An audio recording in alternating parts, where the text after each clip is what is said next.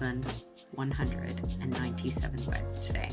I've just started on the introduction, so I mean, a lot of this I have in my brain and I really just want to get it down onto the page. So this isn't kind of any of the intense analytical work as of yet, but it is looking really, really good. And I think I'm getting an idea as I'm working through the introduction. I'm getting an idea of where I want to put my chapters, what my chapters are going to look like, that kind of thing. I think I'm going to stop there. I'm going to do a quick journal reflection on it, and I'm also going to do a little tracker in my journal to track my progress and basically do a little prompt on how I'm feeling, which obviously I'm feeling amazing right now. So I just want to remember this moment and be able to look back on my progress as I was going through the dissertation. So yeah, 1,197 words done.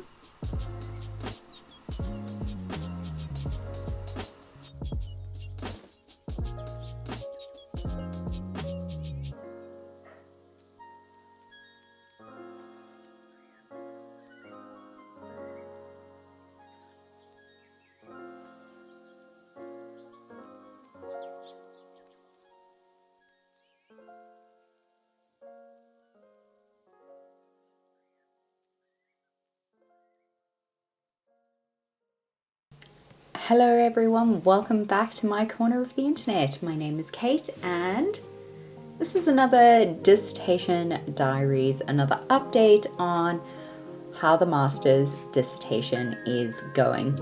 I have taken the week off of work this week. I'm going to be focused on getting as many words as I can down onto the page. Yesterday was a bank holiday here in Ireland, so I did actually work on my dissertation. I was in such a groove yesterday. I managed to get 1,197 words down. Today, it's lunchtime. I've had a therapy session and now I'm eating a salad, but I haven't gotten any words down.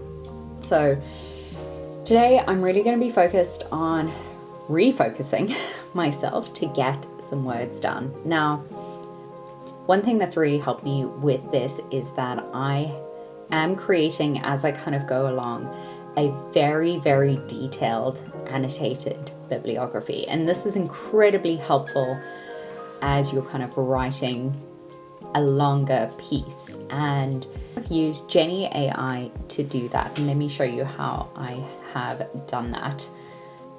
Let's be honest, writing a dissertation is really, really tough. I have never written anything this long or this complicated, and I find myself, like today, being stuck for words and staring at the blank space, sort of unsure of how to get going and how to get started. I've also been planning on testing a lot of tools and applications, applying my legal and compliance brain around content and AI and privacy to these applications and seeing which ones kind of come out on top. And I have been testing Jenny AI for the last couple of days in pulling together my annotated bibliography, and it has been seriously helpful. Let's talk about it as an application.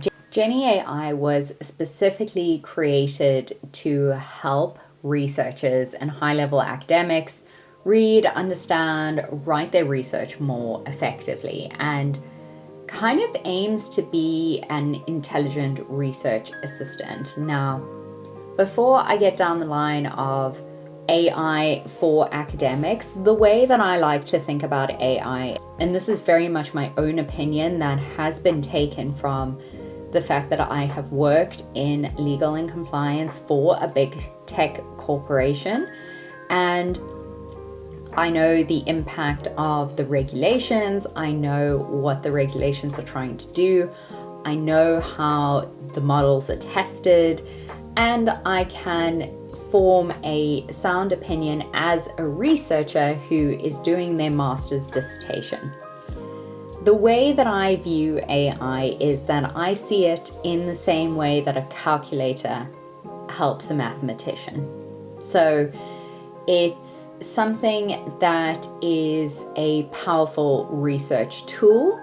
In no way should it be used like ChatGPT, for instance, to write what you are trying to articulate. But it has been incredibly helpful in helping me maintain and develop my annotated bibliography, which I'll show you in a second. Jenny AI obviously has a lot of additional features like autocomplete when you're feeling stuck for an idea. It's got a reference library, which is what I use. It's got an AI chat integrated system, and it's got paraphrasing tools, which would be really, really helpful. A couple of other things that I really like about Jenny AI is that it has multilingual support. So it can generate in 30 different languages, which I just find is really, really good as making it an accessible and inclusive system. It also supports images, tables, code blockers, equations.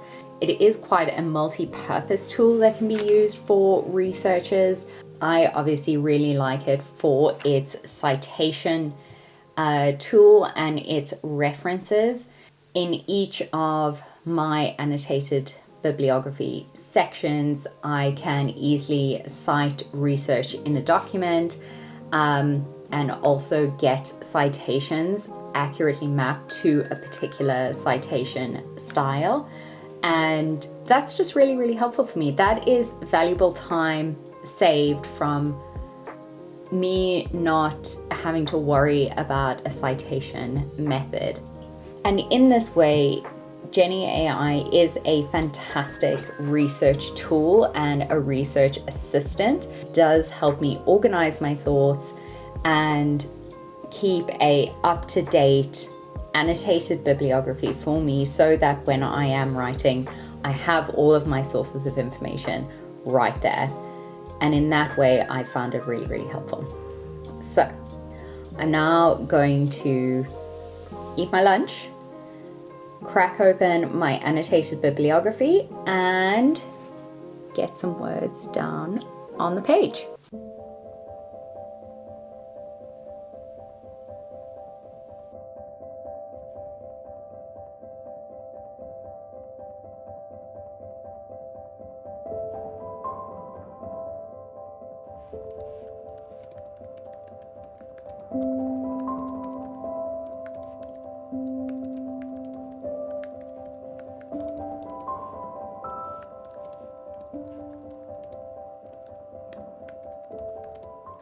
Okay, I'm checking in because even though I have written a couple of extra words, I have not done that much. You know, the thing is that if I was just sitting and writing, I would probably get a lot more done. But that's just not the case because real life happens, and real life means that I had to get a plumber out here to drain a block pipe in my house. So that's what I've done. I got a plumber, or a drain person. Also a plumber? I think so. But I got a person out here to unblock my drain. So that's done. Fantastic news. And then I have just sat down now. I am going to try write a few more words, but I do have a meeting in 40 minutes. So I'm not sure how much I'm going to get done in 40 minutes, but I'm going to try get some stuff done. So let's see. Otherwise, you know what? Tonight, once this meeting is done, I will probably be at my desk for the rest of the evening, and that's totally fine. I'm very happy with that. No plans for the evening. and let's see how much I can get done.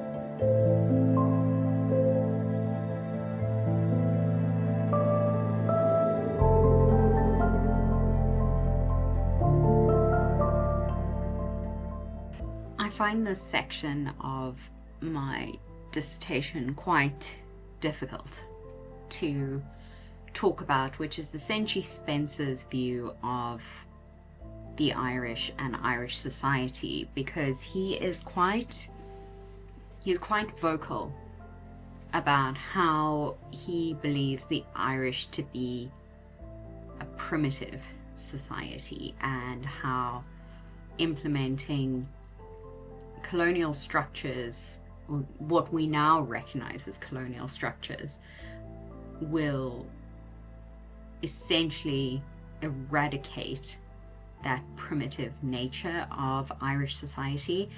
And it's very, very difficult stuff to read. In no way do I look at Spencer and basically say, here's my favorite author of all time. If anything, I find myself being incredibly critical of him and the images that he uses and his overall sort of demeanor, I suppose, when it comes to writing the Fairy Queen. It's still very difficult to write this part of my dissertation. Now, I'm only writing the introduction, and touching on sort of my literature review and my methodology. So I haven't even kind of gotten into the webs of the work yet.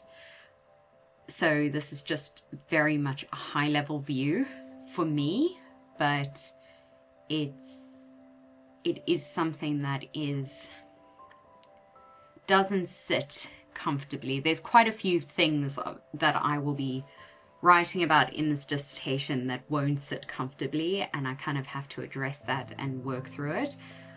I think what's great though is that having that personal connection, or that personal reaction to your writing, to your research, is what makes it so important, because that emotional connection will drive you into the right space for your research.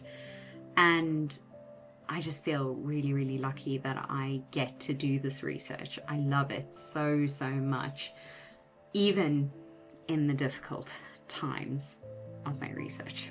Good morning, friends. It is Wednesday. I have run my usual study session in the morning. I didn't do 5 a.m. I did 7 a.m. this morning, but I ran that until 10. I got over 2,000 words in total, not written. I got over 2,000 words on the page. I'm hoping to do another 1,000 throughout the day, so I end off the day with 3,000 words. So hopefully we can get that done. It is 20 past 11. I have extended my study session on accepted society for the morning until sort of just after lunchtime, and then I'm going to do a brainstorming session with one of the accepted society members, with Christy, who also has a YouTube channel. I will leave the link to her channel in the description box below. Definitely go check her out. And then it's just going to be a writing day. That's all it's going to be today. I feel like this vlog has been very boring. So one thing I have been thinking about is this impact of AI on academia, and how difficult it is to navigate and how we adapt to manage AI within the academic space. The environmental impact of AI is a particularly prevalent one for me that I struggle to reconcile in my brain, and I just find it very, very interesting because I see the benefits of using AI as a research tool, using it as sort of a sounding board while I am working through. And for a distance learner student who doesn't interact with their classmates every single day, I actually find this a really helpful and comforting research tool. However, I see the difficulties with it. I do not think it should be used for writing out whole essays. I do not think certain platforms should be used in academic related spaces at all because they are not framed or developed with researchers in mind. And I find myself back at the sustainability question. And this is one that really, really bothers me because I am someone that is really conscious of where I buy my clothing, for instance, or what the environmental impact is of my day-to-day activity. I feel like I'm struggling to reconcile this. I've tried to have a look at some resources to see what the exact environmental impact is for using AI processes, and in particular using the applications that I use. I am comforted by the fact that certain platforms that I use, and I'm very conscious of this, it's the platforms that I use are have sufficient data privacy practices in place, have sufficient content practices in place. And I know all this because I read the terms of service of these applications. And because this is the field that I work in Google, this is the stuff that I know professionally and have known professionally for the last 5 years. So I feel really confident on that front when using AI tools, and particularly when using AI tools for my research, because this is another thing that kind of crops up, which is this idea that, using AI tools for your research is putting your research out there before it's ready to be put out there, and that your ideas are out there to be used by someone else and you don't get the credit. And I think that's a very valid fear within the academy. And so I'm very conscious of that as well when using my tools and the tools that I decide to use. So all this being said, when I'm looking into using applications, when I'm looking into using tools, I am doing so incredibly consciously. And if someone wants to come and make a comment about the environmental impact of these tools, I will not stop you. This is a free platform. I will never be the person that restricts freedom of speech as long as it's not hateful.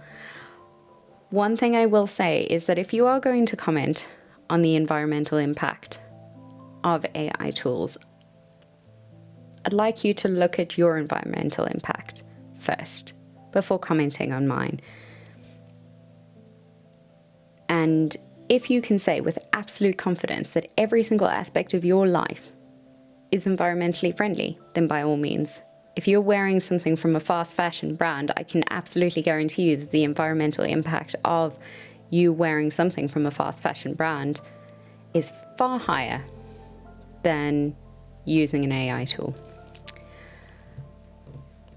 But now that I've said that and probably gotten myself cancelled, I am going to continue writing with my Accepted Society buddies.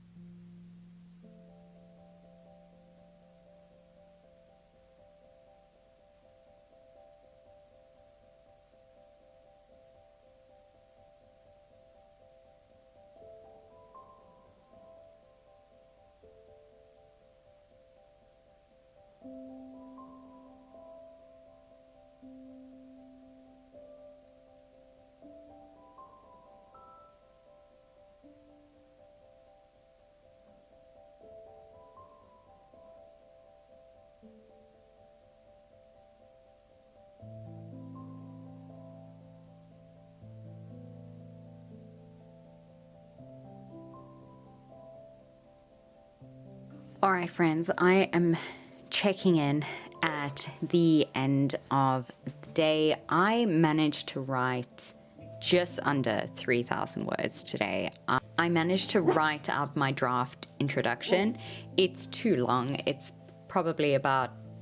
2,500 words, and it contains my methodology and my literature review. So it's definitely too long for an 11,000 word paper, but it's a first draft and it's down on paper, and that's great. I have then managed to write not full sentences for some of my other chapters, but I have managed to put down sort of points at this point. And you know what? I feel like that's a really, really good starting point, a really good stopping point for me today. I had a fantastic brainstorming session with Christy, and it was really, really helpful. She's doing her PhD currently in English literature, obviously, and in particularly around ecofeminism. And so even though we don't have similar topics, a lot of the thematics or the themes that we are looking at are quite similar. And it was really, really fantastic to get to chat to her, because I was able to basically flesh out how I wanted the rest of my chapters to look. Now, this is by no means final, but I definitely think it's a good starting point for me to kind of refine that out. So I think this is a really good stopping point. The next couple of days are going to be really busy, but amazing. I am off to Copenhagen tomorrow to be with my friends Beck and Anne for the weekend, and I'm really, really excited about that. But I will also be meeting my supervisor at Trinity in the morning to talk a bit more about PhD, which is so exciting. Still sort of to be determined when I will start at Trinity. I think we will figure that out in the next couple of months, but just very, very happy with the progress that I've had, very happy with having this time dedicated to writing and to get started on my writing. So I think I'm going to end the vlog here on this Dissertation Diaries. Thank you so much for watching. Thank you for being here, and I'll see you all in the next one. Bye.